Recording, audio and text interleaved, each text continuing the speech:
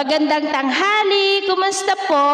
Narito po ulit ang update natin para sa lagay ng ating panahon ngayong tanghali po ng March 27, 2024 na kung saan sa ngayon ay patuloy pa rin na easterlies ang hangin na umihip po dito sa ating bansa.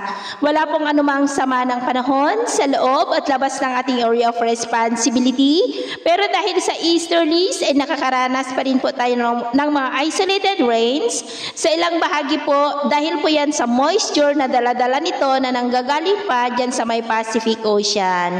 At ito naman ay pinapakita ng forecast model natin pong ginagamit hanggang po sa susunod na 2 linggo. At sa lagay ng ating panahon ngayong tanghali ay maayos ang panahon sa malaking bahagi ng ating bansa pero may tsansa pa rin ng maulap na kalangitan with isolated rain sa ilang bahagi ng Cagayan Valley, Cordillera, Quezon, Camarines Norte, Oriental Mindoro, Samar Provinces, Leyte, Bislig, Zamboanga Peninsula at dyan po sa Maymati. At sa susunod na mga oras ay posible pa rin ang maulap na kalangitan with isolated rain sa ilang bahagi ng Cagayan Valley, Cordillera, Ilocos Region, Pangasinan, Zambales, Quezon, Camarines Norte, Mindoro Provinces, Palawan, Aklan, Masbate, Leyte, ilang bahagi ng Samar, Zamboanga Peninsula, Northern Mindanao, Caraga, Davao Region at ilang bahagi po ng Sorsogon.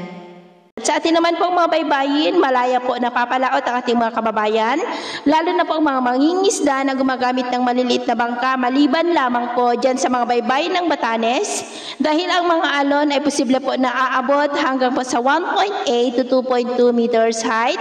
Kaya iwasan po muna natin ang papalaot dyan sa mga may kulay pula para po mas makaiwas sa mga sakunang pangkaragatan. So, ito po ang latest update natin sa araw na ito. At ako po muli si James na nagsasabing, sa kahit anong pagsubok po na darating sa ating buhay, huwag na huwag po tayong mawawalan ng pag-asa. Thank you and God bless!